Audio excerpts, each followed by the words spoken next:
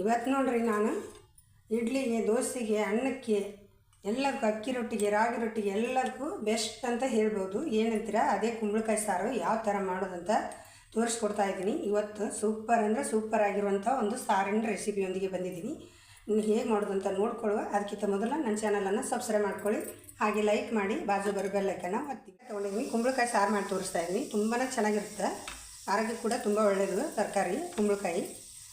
ಯಾವ ಥರ ಮಾಡೋದಂತ ನೋಡ್ಕೊಳ್ಳುವ. ಇಲ್ಲೇ ಇದನ್ನು ಮೇಲೆ ಸಿಪ್ಪೆ ತೆಗೆದುಬಿಟ್ಟಿದ್ದೀನಿ, ತೊಳೆದ್ಬಿಟ್ಟು ಮೇಲೆ ಸಿಪ್ಪೆ ಎಲ್ಲ ತೊಗೊಂಡ್ಬಿಟ್ಟಿದ್ದೀನಿ. ಇನ್ನು ಮಧ್ಯಕ್ಕೆ ಕಟ್ ಮಾಡಿಕೊಂಡು ನಮ್ಗೆ ಯಾವ ಸೈಜಿಗೆ ಬೇಕು ಆ ಸೈಜಿಗೆ ಹೋಳನ್ನು ಕಟ್ ಮಾಡ್ಕೊಳ್ಬೋದು. ದಪ್ಪ ಬೇಕಾ ಸಣ್ಣ ಬೇಕಾ ನೋಡಿಕೊಂಡು ಇದು ಮಧ್ಯ ಭಾಗ ಮಾತ್ರ ತೆಗೆದುಬಿಡ್ಬೇಕು. ಸ್ವಲ್ಪ ನೋಡಿ ಈ ಥರ ಎಲ್ಲ ಮಧ್ಯನ ತೊಗೊಂಡು ನೀಟಾಗಿ ನಮ್ಗೆ ದೊಡ್ಡದು ಬೇಕಾ ಸಣ್ಣದು ಬೇಕಾ ನೋಡಿಕೊಂಡು ಕಟ್ ಮಾಡ್ಕೊಳ್ಬೇಕು. ಈ ಥರ ಹೋಳುಗಳನ್ನು ತುಂಬ ಚೆನ್ನಾಗಾಗುತ್ತೆ. ಇಡ್ಲಿ ಮತ್ತು ದೋಸೆ ಎಲ್ಲದ ರೊಟ್ಟಿ, ಅನ್ನಕ್ಕೆ ಮತ್ತು ತುಂಬ ಚೆನ್ನಾಗಾಗುತ್ತೆ ಸಾಂಬಾರು. ನೋಡಿ ಈ ಸೈಜಲ್ಲಿ ಕಟ್ ಮಾಡಿದ್ದೀನಿ ನಾನು ಸಾಂಬಾರಿಗೆ. ಈಗ ನೋಡಿರಿ ಕುಂಬಳಕಾಯಿ ಅಂತ ಎಲ್ಲ ಕಟ್ ಮಾಡಾಯಿತು. ಈ ಸೈಜಿಗೆ ಕಟ್ ಮಾಡಿದ್ದೀನಿ ಎಲ್ಲವನ್ನು. ನಾ ತೊಗೊಂಡಿರೋಂಥ ಕುಂಬಳಕಾಯಿ ಸ್ವಲ್ಪನೇ ಇತ್ತು, ಅದು ಅರ್ಧ ಭಾಗ ಮಾತ್ರ ತೊಗೊಂಡಿದ್ದೀನಿ. ಮುಕ್ಕಾಲು ಭಾಗ ಹಾಗೆ ಇಟ್ಟಿದ್ದೀನಿ. ಸ್ವಲ್ಪ ಕಾಲು ಭಾಗ ಅಂತಾರಲ್ವ ಅಷ್ಟು ತೊಗೊಂಡಿದ್ದೀನಿ. ದೊಡ್ಡದಿತ್ತು ಅದು ಚೀನಿಕಾಯಿ. ಈ ಕಡೆ ನೋಡಿ ನೀರು ಕೂಡ ಕುದಿಲಿಕ್ಕೆ ಇಟ್ಟಿದ್ದೀನಿ. ಆ ಕುದಿತಾ ಇರೋ ನೀರಲ್ಲಿ ಇದನ್ನು ತೊಗೊಂಡಿರೋಂಥ ಕುಂಬಳಕಾಯಿ ಎಲ್ಲವನ್ನು ಹಾಕಬೇಕು. ಹಾಕ್ಕೆಟ ಇದಕ್ಕೆ ಸ್ವಲ್ಪ ಉಪ್ಪು ಮತ್ತು ಹುಳಿ ಎಲ್ಲವನ್ನು ಹಾಕ್ಕೊಳ್ಬೇಕಾಗುತ್ತೆ. ಸ್ವಲ್ಪ ಖಾರದ ಪುಡಿ ಹಾಕ್ಕೊಳ್ತಾ ಇದ್ದೀನಿ. ಹಾಗೆ ಸ್ವಲ್ಪ ಅರಿಶಿನ ಹಾಕ್ಕೊಳ್ತಾ ಇದ್ದೀನಿ. ನೋಡಿ ಸ್ವಲ್ಪ ಬೆಲ್ಲ ಹಾಕ್ಕೊಳ್ತಾ ಇದ್ದೀನಿ. ಹುಳಿ ಹಾಕ್ತೀವಲ್ಲ, ಬೆಲ್ಲ ಹಾಕಲೇಬೇಕು ಇದಕ್ಕೆ. ನೋಡಿ ರುಚಿಗೆ ತಕ್ಕಷ್ಟು ಉಪ್ಪು ಹಾಕ್ಕೊಳ್ತಾ ಇದ್ದೀನಿ. ನೋಡಿರಿ ನಿಂಬೆ ಗಾತ್ರದಷ್ಟು ಹುಣಸೆ ಹುಳಿ ನೆನೆಸಿಟ್ಟಿದ್ದೆ. ನಿಂಬೆ ರಸ ಎಲ್ಲ ಹುಣಸೆ ಹುಳಿದು ರಸ ಮಾತ್ರ ಹಾಕ್ಕೊಳ್ತಾ ಇದ್ದೀನಿ, ಅಷ್ಟು ಹಿಂಡಿ.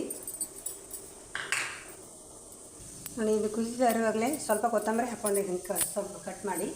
ಈಗ ಒಂದ್ಸಲ ಮಿಕ್ಸ್ ಮಾಡಿ ಮುಚ್ಚಳ ಮುಚ್ಚಿ ಒಂದು 7-8 ನಿಮಿಷ ಬೇಯಿಸ್ಕೊಳ್ಬೇಕು. ಬೇಗನೆ ಬೇಯ್ತೈತೆ, ಜಲ್ದಿ ಬೇಯ್ತೈತಿ ಕುಂಬಳಕಾಯಿ. ನೋಡಿ ಅದಕ್ಕೊಂದು ಮಸಾಲೆ ಮಾಡ್ಕೊಳ್ತಾ ಇದ್ದೀನಿ ಸಾಂಬಾರಿಗೆ. ಇಲ್ಲಿ ಒಂದು 8-10 ಬ್ಯಾಡಗಿ ಮೆಣಸಿ ತೊಗೊಂಡಿದ್ದೀನಿ. ನೀವು ಖಾರಕ್ಕೆ ಬೇಕಂದರೆ ಸ್ವಲ್ಪ ಗುಂಟು ಕೂಡ ಸೇರಿಸ್ಕೋಬೋದು. ನಾನು ಖಾಲಿ ಬ್ಯಾಡಗಿ ಮೆಣಸು ಮಾತ್ರ ತೊಗೊಂಡಿದ್ದೀನಿ. ಇನ್ನು ಚೆನ್ನಾಗಿ ಎಣ್ಣೆ ಹಾಕಿ ಹುರ್ಕೊಳ್ಬೇಕಾಗುತ್ತೆ. ನೋಡಿ ಈಗ ಮೆಣಸು ಹುರಿದಾಯಿತು, ಕಡಿ ತೆಗೆದು ಮತ್ತು ಇದಕ್ಕೆ ಬೇಕಾಗಿರುವಂಥ ಮಸಾಲೆ ಹುರಿದ. ನೋಡಿ ಒಂದು 10-15 ಕಾಳಷ್ಟು ಮೆಣಸು ಹಾಕಿದ್ದೀನಿ.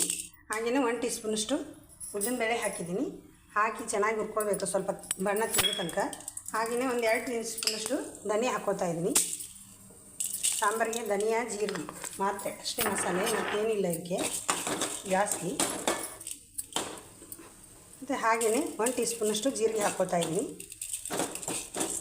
ಬೇವು ಸೊಪ್ಪು ಇದ್ದರೆ ಹಾಕೊಳ್ಳಿ, ಕರ್ಬೇ ಸೊಪ್ಪು, ಅದು ಒಳ್ಳೆಯದಾಗ್ತದೆ ಕರ್ಬೇ ಸೊಪ್ಪು ಹಾಕೋದ್ರಿಂದ. ನೋಡ್ರಿ ಈಗ ಮಸಾಲೆ ಹುರಿದಾಯಿತು, ಇಷ್ಟಾದರೆ ಸಾಕು. ಗ್ಯಾಸನ್ನು ಹಾಕ್ಬಿಟ್ಟು ಇನ್ನು ತಣ್ಣಗಾದ್ಮೇಲೆ ರುಬ್ಕೊಳ್ಬೇಕು. ನೋಡಿ ಹುರಿದಿರೋಂಥ ಮಸಾಲೆ ಎಲ್ಲ ಕಡಿಗೆ ತೆಗೆದು ಪ್ಲೇಟಲ್ಲಿ ಎತ್ತಿಟ್ಟಿದ್ದೀನಿ. ಅದಕ್ಕೆ ಒಂದು ಅರ್ಧ ಹೋಳಷ್ಟು ತೆಂಗಿನಕಾಯಿ ಹಾಕ್ಕೊಳ್ತಾ ಇದ್ದೀನಿ. ತುರಿದಿದ್ದು ತೆಂಗಿನ ಹಸೆಕಾಯಿ ತುರಿ ಹಾಕಿ ನುಣ್ಣಗೆ ಅಗತ್ಯಕ್ಕೆ ನೀರು ಎಷ್ಟು ಇಳಿಸ್ತೈತೆ ಅಷ್ಟು ನೋಡ್ಕೊಂಡು ಹಾಕ್ಕೊಂಡು ನುಣ್ಣಗೆ ರುಬ್ಕೊಂಡು ಬರ್ಬೇಕು ಅದನ್ನು. ಈಗ ನೋಡಿರಿ ಮಸಾಲೆ ಕೂಡ ರುಬ್ಕೊಂಡು ಬಂದಾಯಿತು. ಈ ಥರ ನುಣ್ಣಗೆ ರುಬ್ಕೊಳ್ಬೇಕು. ಈಗ ನೋಡಿರಿ ಕುಂಬಳಕಾಯಿ ಕೂಡ ಬೆಂದಿದೆ. ಈಗ ಇಷ್ಟು ಬೆಂದರೆ ಸಾಕು. ಇದಕ್ಕೆ ಮಸಾಲೆ ಸೇರಿಸುವ ರುಬ್ಬಿರೋವಂಥದ್ದು. ಆಗಲೇ ಮುಂಚೆನೇ ಒಂದು ಅರ್ಧ ಕಪ್ನಷ್ಟು ಬೇಳೆನ ಬೇಯಿಸಿಟ್ಕೊಂಡಿದ್ದೀನಿ ನಾನು. ಕುಕ್ಕರ್ಗೆ ಹಾಕಿ ಒಂದು 3 ವಿಜಿಲ್ ಮಾಡಿಕೊಂಡು ಅದನ್ನು ಕೂಡ ಹಾಕ್ಕೊಳ್ತಾ ಇದ್ದೀನಿ. ಎಲ್ಲ ಹಾಕಿ ಒಂದು ಸಲ ಮಿಕ್ಸ್ ಮಾಡಿ. ನೋಡಿ ಎಷ್ಟು ಸೂಪರಾಗಿ ಬಂತು ಸಾಂಬಾರು. ಹೇಳಿಕ್ಕಿಲ್ಲ ರುಚಿ ಅಂದರು. ಕುಸಲಕ್ಕಿ ಅನ್ನ ಕೂಡ, ಬೆಳ್ತಕ್ಕಿ ಅನ್ನೋದು ಕೂಡ, ದೋಸೆ, ಇಡ್ಲಿ ಎಲ್ಲದಕ್ಕೂ ಆಗ್ತದೆ. ಈಗ ನೋಡಿರಿ ಸಾಂಬಾರು ಕೂಡ ಚೆನ್ನಾಗಿ ಕುದೀತಾ ಇದೆ. ಈ ಟೈಮ್ನಲ್ಲಿ ಇದಕ್ಕೊಂದು ಸಿಂಪಲ್ ಆದ ಒಗ್ಗರಣೆ ಮಾಡ್ತಾಯಿದ್ದೀನಿ. ನೋಡಿ ಈ ಕಡೆ ಒಗ್ಗರಣೆಗೆ 1 ಟೀ ಸ್ಪೂನಷ್ಟು ಎಣ್ಣೆ ಹಾಕಿ ಸಾಸಿವೆ ಮತ್ತು ಒಂದೇ ಒಂದು ಒಣ ಮೆಣಸು ಹಾಕಿ ಒಗ್ಗರಣೆ ಮಾಡಿದ್ದೀನಿ. ಕರ್ಬೇ ಸೊಪ್ಪು ಇದ್ರೆ ಹಾಕ್ಕೊಂಡ್ರೆ ಚೆನ್ನಾಗಿರ್ತೈತಿ. ಇಲ್ಲಿ ನೋಡಿ ಚಟಚುಪಟ ಅಂತ ಜೀರಿಗೆ ಸಾಸಿವೆ ಕೂಡ ಈಗ ಒಗ್ಗರಣೆ ಕೂಡ ರೆಡಿ ಆಗಿದೆ. ಕುದೀತಾ ಇರೋ ಸಾಂಬಾರಿಗೆ ಹಾಕ್ಕೊಂಡ್ರೆ ನಮ್ಮ ರುಚಿಯಾದ ಕುಂಬಳಕಾಯಿ ಸಾರು ರೆಡಿ.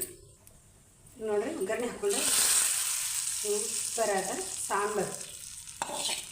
ಏನು ರುಚಿ ಅಂತೀರ, ಒಂದು ಸಲ ಮಾಡಿದ ಮತ್ತೆ ಮಾಡ್ತೀನ ಇರ್ತೀರ. ಕುಂಬಳಕಾಯಿ ತಿನ್ನೋದಿಲ್ಲ ಅಂತ ಹೇಳ್ತಿರ್ತಾರೆ ಮಕ್ಕಳು. ಈ ಥರ ಸಾಂಬಾರಲ್ಲಿ ಪಲ್ಯ ಆಗಲಿ ಮಾಡಿಕೊಟ್ರೆ ಗೊತ್ತಿಲ್ಲದೆ ಹೋಗ್ತದೆ ಅವ್ರ ಹೊಟ್ಟೆಗೆ ಸ್ವಲ್ಪ. ನೋಡಿದ್ರಲ್ಲ ಯಾವ ಥರ ಈಸಿಯಾಗಿ ಕುಂಬಳಕಾಯಿ ಸಾರು ಮಾಡ್ಕೊಳ್ಳೋದಂತ.